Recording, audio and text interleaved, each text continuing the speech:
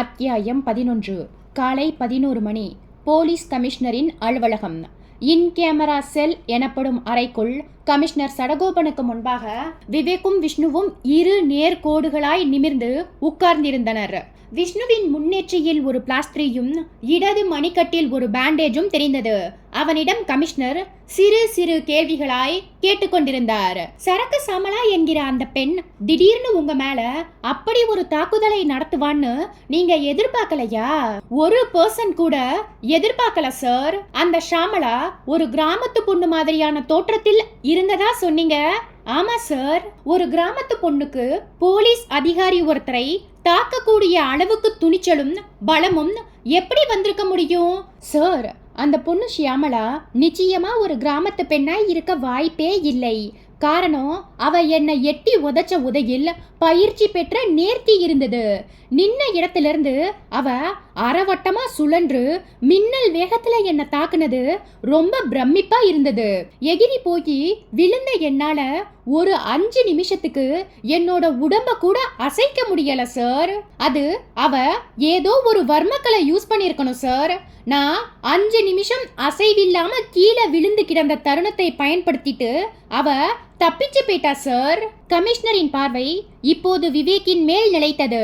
What do you think mister Vivek? He is absolutely right sir. ஒரு கிராமத்து பொண்ணு அந்த இடத்துக்கு அந்த ராத்திரி நேரத்துக்கு வர வாய்ப்பில்ல. புதைக்கப்பட்ட அந்த பிளாஸ்டிக் செயற்கை மனித தலைக்கும் அந்த பெண் சரக்கு சாமலாவுக்கும் ஏதோ ஒரு வகையில் சம்பந்தம் இருக்கு சார். மிஸ்டர் விவேக், புதைக்கப்பட்டிருந்த அந்த பிளாஸ்டிக் செயற்கை மனித தலையை நீங்க கையில எடுத்து பார்த்தீங்களா? பார்த்தேன் சார். தலையோட மையப்பகுதியில தடவி பார்த்தபோது எனக்கு ஏதோ ஒரு குமிழ் போல் தட்டுப்பட்டுச்சு. இழுத்து பார்த்தேன், திறந்து கொண்டது. உள்ளே கிரே கலரில் மூளையின் அமைப்போடு ஒரு வஸ்து தெரிய, அதுக்கு மேல் ஏகப்பட்ட சென்சார்கள். அது ஒரு பயோ ரோபோவா இருக்கலாமே. அப்படி இருக்க வாய்ப்பில்லை சார். ரோபோவின் ஸ்ட்ரக்சரும் இந்த பிளாஸ்டிக் மனித தலைக்கும் நிறைய வித்தியாசம் இருக்கு.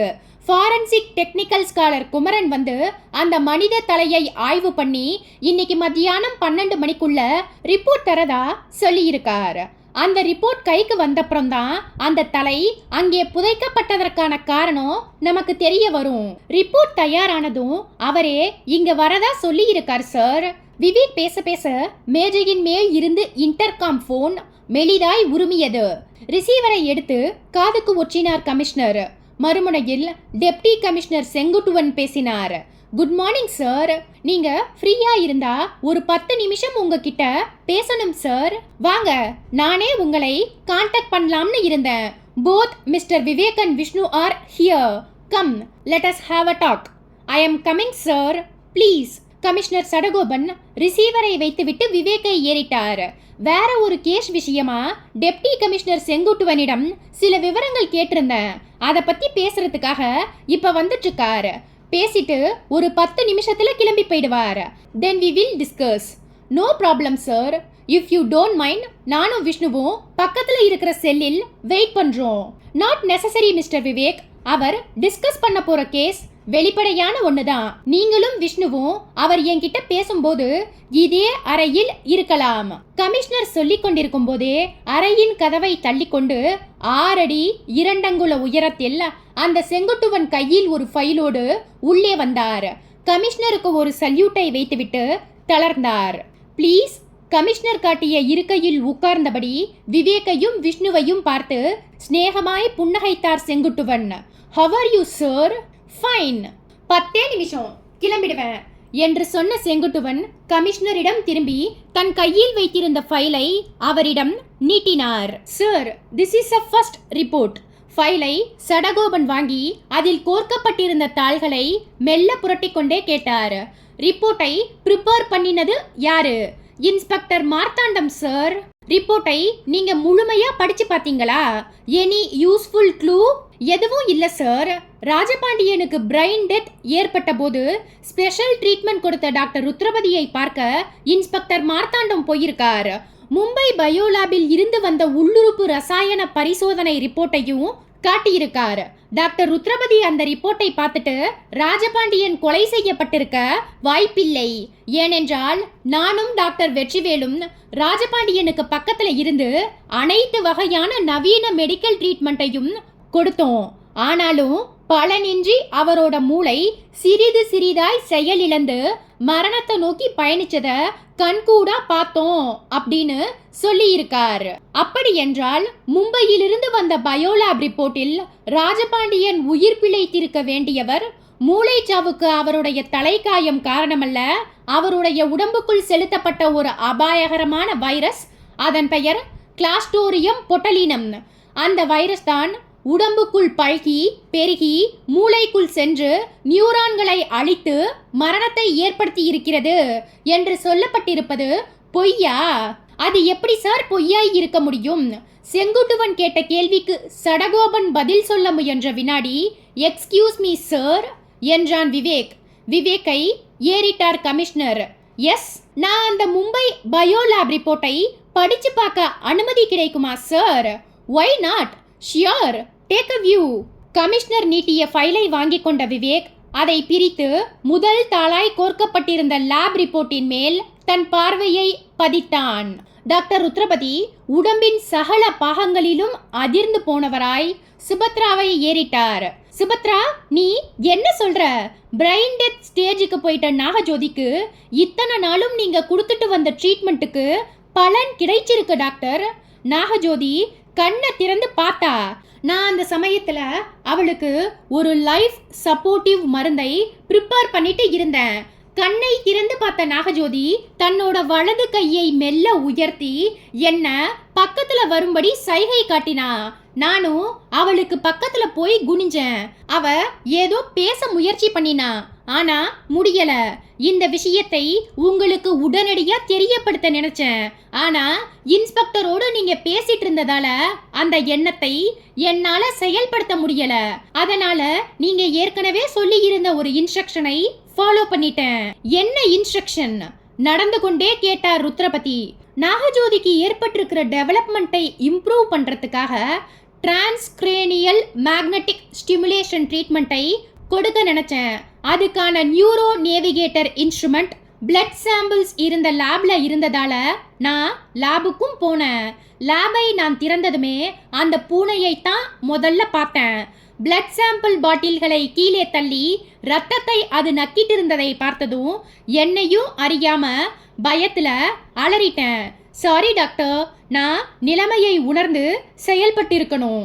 நோ ப்ராப்ளம் சுபத்ரா, அந்த பூனை பிரச்சனைய எப்படியோ சமாளிச்சிட்டோம். இன்ஸ்பெக்டர் மார்த்தாண்டம் பிரெயின் டெத் காரணமாய் இறந்து போன ராஜபாண்டியனின் மரணத்தில் ஏதோ சந்தேகம் இருக்குன்னு ஃபேமிலி மெம்பர்ஸ் புகார் கொடுத்ததுனால மும்பை பயோ லேப் கொடுத்த ரிப்போர்ட்டை கையில வச்சுக்கிட்டு ராஜபாண்டியனுக்கு ட்ரீட்மெண்ட் கொடுத்த என்னை விசாரிக்க வந்துட்டார். ராஜபாண்டியன் மரணத்துல என்ன சந்தேகம் டாக்டர்? அத நான் அப்புறமா சொல்றேன் சுபத்ரா. முதல்ல நாம இப்ப பார்க்க வேண்டியது நாகஜோதியை. ருத்ரபதி சொல்லிக்கொண்டே அந்த ரகசிய அறைக்குள் நுழைந்தார். சுபத்ராவும் பின்தொடர்ந்து உள்ளே போனாள். இருவரும் நாகஜோதியை நெருங்கினார்கள். அவளுடைய கண்கள் திறந்த நிலையில் இருக்க பார்வையில் மிரட்சி தெரிந்தது. ருத்ரபதி அவள் அருகே குனிந்தார். நாகஜோதி, அவளுடைய பார்வை டாக்டரின் பக்கம் திரும்பாமல் ஒரே பக்கம் நிலைத்திருந்தது. ருத்ரபதி மறுபடியும் கூப்பிட்டார். நாகஜோதி, நான் பேசுறது உனக்கு கேக்குதா? அவளுடைய கரு விழிகளில் சின்னதாய் ஒரு சலனம் கூட நிகழவில்லை. சுபத்ரா சொன்னாள், டாக்டர், நாகஜோதிக்கு டிரான்ஸ்கிரேனியல் மேக்னெட்டிக் ஸ்டிமுலேஷன் கொடுத்துடலாமா? அந்த ட்ரீட்மெண்ட் இப்ப பலன் கொடுக்காது Subhadra. Now we have to move DBS. Doctor, you mean deep brain stimulation? Yes. நாகஜோதிக்கு இந்த நிமிஷம் பார்வை சம்பந்தப்பட்ட நியூரான்கள் மட்டுமே உயிர்ப்பு நிலைமைக்கு திரும்பி இருக்கு. அதாவது ஐம்புலன்கள்ல ஒண்ணுக்கு மட்டும்தான் உயிர் வந்திருக்கு. மற்ற 4 புலன்களுக்கும் உயிர் வரணும்னா டிபிஎஸ் ட்ரீட்மெண்ட்டை கொடுத்தே ஆகணும். நியூரோ ஸ்டிமுலேட்டரை தயார் பண்ணு. நாகஜோதி விஷயத்தில் இனிமேல் நமக்கு ஒவ்வொரு வினாடியும் முக்கியம். அவளை பேச வச்சிட்டாலே நமக்கு முழு வெற்றி தான்.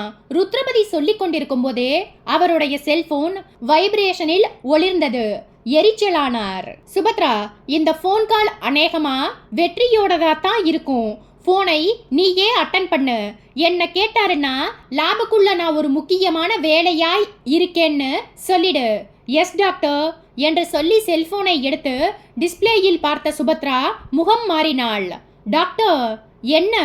போன் பண்றது டாக்டர் வெற்றிவேல் இல்லை, பின்ன யாரு? இன்ஸ்பெக்டர் மார்த்தாண்டம். அத்தியாயம் 12. டாக்டர் ருத்ரபதியின் முகப்பரப்பு முழுவதும் வியப்பு ரேகைகள் பரவியது. சுபத்ராவை மிரண்ட விழிகளுடன் பார்த்தார். என்ன சொன்ன? போன்ல இன்ஸ்பெக்டர் மார்த்தாண்டமா? இப்பதானே அவரே வெளியே போனார், அதுக்குள்ள என்ன போன்? வாய்க்குள் எரிச்சலாய் முனகிக் கொண்டே சுபத்ராவின் கையில் இருந்த செல்போனை வாங்கி தன் இடது காதுக்கு கொடுத்தார். Yes, sorry doctor, once again I am disturbing you. No problem inspector, விஷயம் என்னன்னு சொல்லுங்க. அறையை விட்டு வெளியே வந்தார் ருத்ரபதி. நான் அங்க வந்திருந்த போது ஒரு விஷயத்தை பத்தி டிஸ்கஸ் பண்ண மறந்துட்டேன். அதை பத்தி கொஞ்சம் பேசலாமா? பேசலாம், சொல்லுங்க. என்ன விஷயம்? டீப் பிரைன் ஸ்டிமுலேஷன்னா என்ன டாக்டர்? ருத்ரபதியின் நெற்றி உடனடியாய் ஒரு அவசர வியர்வைக்கு உட்பட்டது. பதில் உடனடியாக சொல்லாமல் மௌனம் காத்தார். அவஸ்தையாயும் உணர்ந்தார். என்ன டாக்டர், நான் சொன்னது கேட்கலையா? சாரி, உங்க வாய்ஸ் பிரேக் ஆகுது. ஏதாவது ஒரு முக்கியமான கேள்வி கேட்கும் போதுதான் வாய்ஸ் பிரேக் ஆகும். நீங்க உங்க ரூமுக்குள்ள உட்கார்ந்து பேசிக்கிட்டு இருக்கீங்கன்னு நினைக்கிறேன். ஆமா, வெளியே வந்து பேசுங்க டாக்டர். ருத்ரபதி தனது கோபத்தையும் எரிச்சலையும் கட்டுப்படுத்தி கொண்டு பேசினார். வெளியே வந்துட்டேன். இப்ப வாய்ஸ் கிளியரா இருக்கா? இருக்கு. டீப் பிரைன் ஸ்டிமுலேஷன் என்ற மருத்துவ வார்த்தைக்கு என்ன அர்த்தம் டாக்டர்? 1 மணி நேரத்துக்கு முன்னாடி தொழிலதிபர் ராஜபாண்டியனின் மரணம் சம்பந்தமா என்ன விசாரணை பண்ண வந்தீங்க. அந்த சமயத்துல நீங்க இந்த கேள்வியை கேட்கலையே. சில விஷயங்களை உங்க வீட்ல வச்சு பேச முடியாது டாக்டர். ஏன்னா உங்களோட அசிஸ்டன்ஸ் சுபத்ராவும் ஹரியும் அதே வீட்ல இருக்காங்க. அவங்க 2 பேருக்கும் தெரியாமலேயே நீங்க சில விஷயங்களை பண்ணிட்டு இருக்கிறது எனக்கு மட்டும் தானே தெரியும். உங்களுக்கு என்ன தெரியும்? எல்லாமே தெரியும். சமீபத்துல, அதாவது 6 மாசத்துக்கு முன்னாடி சிம்லாவுக்கு போய் 1 வாரம் ரெஸ்ட் எடுத்துட்டு வரேன்னு சொல்லிட்டு நைஜீரியா போனீங்க. அங்க யார பாத்தீங்க, எதுக்கு பாத்தீங்கன்னு போன்லயே சொல்லட்டுமா, இல்ல உங்க வீட்டுக்கு நேர்ல வந்து சொல்லட்டுமா? வேண்டாம் இன்ஸ்பெக்டர். டாக்டர் ருத்ரபதி சுற்றும் முற்றும் பார்த்து கொண்டே குரலை தாழ்த்தினார். போன்ல எதுவும் வேண்டாம். போன்ல வேண்டாம்னா வேற எங்கே பேசலாம்? நானே உங்களை வந்து பார்க்கறேன். எந்த இடத்துல? நீங்களே சொல்லுங்க. உங்களோட மார்னிங் வாக் தினமும் அடையார் கிளப் ரோடு தானே? ஆமா. நேரம் 5 மணியிலிருந்து 6 மணி வரைக்கும் மீட் பண்ணுவோம். சரியா 5 மணிக்கு நான் போட் கிளப் பிரதான சாலையின் என்ட்ரன்ஸில் வெயிட் பண்ணிட்டு இருப்பேன். நான் வந்துடுறேன். டாக்டர், ஒரு விஷயம். என்ன? இப்ப உங்க மனசுக்குள்ள பலவிதமான எண்ணங்கள் ஓடிக்கிட்டு இருக்கும். மூளை பலவிதமாய் யோசனை பண்ணும். எனக்கு விஷயம் தெரிஞ்சிருச்சே என்கிற கோபத்துல என்னை ஏதாவது பண்ணிடலாம்னு ஒரு கோபம் அறிவாளை தூக்கிட்டு திரியும். இன்னொரு கோபம் கையில துப்பாக்கிய தூக்கும். டாக்டர் ருத்ரபதி இடைமறித்தார். No inspector, I am not a criminal. I am a doctor. அதாவது தப்பான டாக்டர். சாரி இன்ஸ்பெக்டர், நான் இப்ப இருக்கக்கூடிய நிலையில் உங்க கூட விவாதம் பண்ண தயாரா இல்ல. நாம நேர்ல சந்திக்கும் போது எல்லாத்தையும் விபரமா சொல்றேன். அது வரைக்கும் இந்த விஷயத்தை டோன்ட் வரி டாக்டர். என்னோட ஹை அபிஷியல்ஸுக்கு ராஜபாண்டியனின் மரணம் சம்பந்தமாய் எது மாதிரியான விஷயங்களை ரிப்போர்ட்டா தரணுமோ அதை கொடுத்துட்டேன். இப்போ நாம பேச போறது ஆஃப் தி ரெக்கார்ட் மேட்டர். அதனால தான் ஃபோன் பண்ணி பேசிக்கிட்டு இருக்கேன். நீங்க பயப்பட வேண்டாம். எல்லா பூட்டுக்கும் ஒரு சாவி இருக்கிற மாதிரி எல்லா பிரச்சனைகளுக்கும் ஒரு தீர்வு இருக்கு. பேசி தீர்த்துக்கலாம் வாங்க. இப்ப போனை கட் பண்றேன்.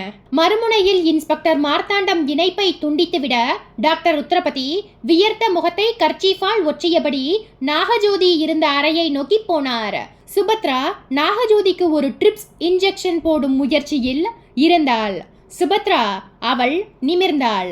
டாக்டரின் முகத்தை பார்த்துவிட்டு வியப்போடு தன் இரு புருவங்களையும் உயர்த்தினாள். Doctor, anything wrong? எஸ். கீழே கம்ப்யூட்டர் அறையில் இருக்கிற ஹரியை கூப்பிடு. சுபத்ராவின் முகத்தில் கலவரம் பரவியது. டாக்டர், விஷயம் என்னன்னு? நாம என்ன பண்ணிட்டு இருக்கிறோம்ங்கிறதை இன்ஸ்பெக்டர் மார்த்தாண்டம் ஸ்மெல் பண்ணிட்டார். என்னை தனியா பார்த்து பேசணும்னு சொல்றார். சுபத்ராவின் விழிகள் பயத்தில் நிலைத்தன. டாக்டர், பயப்படாத சுபத்ரா, முதல்ல ஹரிய கூப்பிடு. இந்த நிமிஷத்திலிருந்து நாம சில விஷயங்களை வேகமா பண்ணி முடிக்கணும் சொன்ன டாக்டர் உத்தரபதி தன்னுடைய முகத்தை 2 கைகளாலும் வலித்து கொண்டு அங்கிருந்த நாற்காலியில் தொய்வாய் சாய்ந்தார். சுபத்ரா நடுங்கும் கைகளோடு தன் செல்போனில் கீழே கம்ப்யூட்டர் அறையில் இருந்த ஹரியை தொடர்பு கொண்டு பதட்டமாய் பேசினாள். ஹரி, நீ உடனே மேலே வா. விவேக் தன் கையில் இருந்த ரிப்போர்ட் ஃபைலை நிதானமாய் புரட்டி பார்த்துவிட்டு போலீஸ் கமிஷனர் சடகோபனை ஏறிட்டார். சார், ராஜபாண்டியனின் மரணம் தொடர்பான இந்த மும்பை லேப் ரிப்போர்ட் சம்பந்தமா எனக்கு சில சந்தேகங்கள் இருக்கு. காரணம், ராஜபாண்டியனை 4-5 தடவை நான் சந்திச்சு பேசியிருக்கேன். அவர் ஒரு சாதாரண நபர் கிடையாது. இந்தியாவில் உள்ள டாப் 101 பணக்காரர்களில் அவரும் ஒருவர். 10 ஆண்டுகளுக்கு முன்பு ராஜ்யசபா எம்பியாவும் இருந்து பணியாற்றியவர்.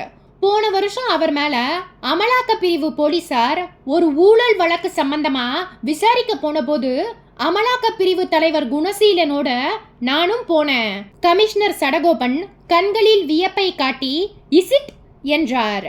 எஸ் சார், நானும் குணசீலனும் மட்டும் ராஜபாண்டியனை தனி அறையில வச்சு ஒரு ரகசிய விசாரணை செஞ்சோம். அப்ப அவர் சொன்ன சில விஷயங்கள் எங்க 2 பேருக்கும் ரொம்ப ஆச்சரியமா இருந்தது. ராஜபாண்டியனுக்கு 2 பசங்க 2 பொண்ணுங்க. எல்லாருக்குமே கல்யாணமாகி வாழ்க்கையில செட்டில் ஆயிட்டாங்க. 3 பேரன் 2 பேத்தி. ராஜபாண்டியன் பரம்பரை பணக்காரர். கும்பகோணம், மயிலாடுதுறையில் ஆயிரக்கணக்கான பரப்பளவில் விவசாய நிலங்கள் இருக்கு. இது தவிர மூணார்ல 4 ஏக்கர் பரப்பளவில் தேயிலை தோட்டங்களும் இருக்கு. அப்புறம் சென்னையை தவிர கோவை, மதுரையில் 2 மால்கள் இருக்கு. பணத்துக்கு கொஞ்சம் கூட பஞ்சமே இல்ல. 8 திசைகளில் இருந்தும் நியாயமான வழியில் கோடிக்கணக்கான ரூபாய்கள் கொட்டுன்னு கொட்டும்போது நான் எதுக்காக அரசாங்க பணத்துல கைய வைக்கணும்னு ராஜபாண்டியன் எங்களை பார்த்து ஒரு கேள்வி கேட்டார். அதுக்கு அமலாக்க பிரிவு தலைவர் குணசீலன் ராஜபாண்டியனை பார்த்து, அப்படின்னா உங்க பண்ணை வீட்டுக்கு ஒரு கண்டெய்னர்ல 1500 கோடி ரூபாய் பணம் வந்ததா எல்லா டிவி சேனல்களிலும் செய்தி வந்தது. அந்த செய்தி பொய்யா என்று கேட்டார். அதுக்கு ராஜபாண்டியன் என்ன பதில் சொன்னார்? 1500 கோடி ரூபாய் பணத்தோடு கண்டெய்னர் லாரி என்னுடைய வேப்பம்பட்டு பண்ணை வீட்டுக்கு வந்தது உண்மை. ஆனா அது என்னுடைய பணம் இல்ல. எனக்கு நண்பர்களாய் இருக்கும் 4 மத்திய மந்திரிகளுக்கு சொந்தமான பணம். என்னுடைய வீட்டில் அந்த பணத்தை ஒரு 3 மாத காலத்துக்கு பதுக்கி பாதுகாப்போட வச்சிருந்து திருப்பி கொடுத்தா 300 கோடி ரூபாய் எனக்கு கமிஷனா தரதா சொன்னாங்க. ஆனா நான் அதுக்கு ஒத்துக்கல அப்படின்னு சொன்னார். அவர் சொன்னது உண்மையா? உண்மைதான். அவர் ஏன் பொய் சொல்லி இருக்க கூடாது? அவர் பொய் சொல்லவில்லை, உண்மையைத்தான் சொன்னார் என்பதை அடுத்த 2 நாட்களுக்குள் கண்டுபிடிச்சிட்டோம் சார். எப்படி? வேப்பம்பட்டு பண்ணை வீட்டில் ராஜபாண்டியனுக்கு விசுவாசமா இருக்கிற முருகையன் என்கிற வேலையால நானும் குணசீலனும் தனியா மடக்கி விசாரிச்சோம். அவன் சொன்ன விஷயங்கள் எங்களுக்கு பெரிய அதிர்ச்சியை கொடுத்தது. அப்படி அவன் என்னதான் சொன்னான்? 1500 கோடி ரூபாயோடு பண்ணை வீட்டுக்கு கண்டெய்னர் வந்தபோது ராஜபாண்டியனோட 2 மகன்களான கமலக்கண்ணனும் நவநீதனும் வீட்ல இருந்திருக்காங்க. 300 கோடி ரூபாய் கமிஷன் பணத்துக்கு ஆசைப்பட்டு ஒட்டுமொத்த பணத்தையும் பண்ணை வீட்டில் இருக்கிற நிலவரையில் பதுக்கி வைக்கலாம்னு 2 பேரும் ராஜபாண்டியன் கிட்ட சொல்லி இருக்காங்க. ஆனா ராஜபாண்டியன் அந்த ஊழல் பணத்துல நமக்கு பங்கு வேண்டாம்னு கண்டிப்பா சொல்லிட்டாராம். அப்பாவுக்கும் மகன்களுக்கும் விடிய விடிய வாக்குவாதம் நடந்துதான். கண்டெய்னருக்குள்ள இருக்கிற பணம் வீட்டுக்குள்ள வந்தா நான் போலீஸுக்கு ஃபோன் பண்ணி தகவல் கொடுத்துருவேன்னு ராஜபாண்டியன் மிரட்டவே சம்பந்தப்பட்ட பார்ட்டிகள் பயந்து போய் கண்டெய்னரை வேற பக்கம் கொண்டு போயிட்டதா தகவல். ஆனா அந்த நாளில் இருந்தே ராஜபாண்டியனுக்கும் அவரோட 2 மகன்களுக்கும் உறவு அவ்வளவு சுமூகமா இல்லையா? போலீஸ் கமிஷனர் சடகோபன் நிமிர்ந்து உட்கார்ந்தார். விவேக், நீங்க சொல்ற தகவல்களை வச்சு பார்க்கும்போது ராஜபாண்டியனோட மூளை சாவு மரணத்துக்கு ஒருவேளை அவரோட மகன்களே காரணமாயிருக்கலாமோ? விவேக்கின் உதடுகளில் ஒரு புன்னகை உதித்தது. பொதுவா அப்படிதான் நினைக்க தோணும். ஆனா உண்மையான காரணம் அதுவல்ல. அவரோட மகன்கள் காரணம் இல்லை என்ற பட்சத்தில் வேறு யாரு ராஜபாண்டியனின் மரணத்தில் சம்பந்தப்பட்டிருப்பாங்கன்னு நினைக்கிறீங்க மிஸ்டர் விவேக்? இதுல சம்பந்தப்பட்டிருக்கிறது வெறும் நபர்கள் மட்டும் இல்ல சார், ஒரு நாடும் கூட. என்னது நாடா? எஸ். எந்த நாடு? நைஜீரியா என்றான் விவேக்.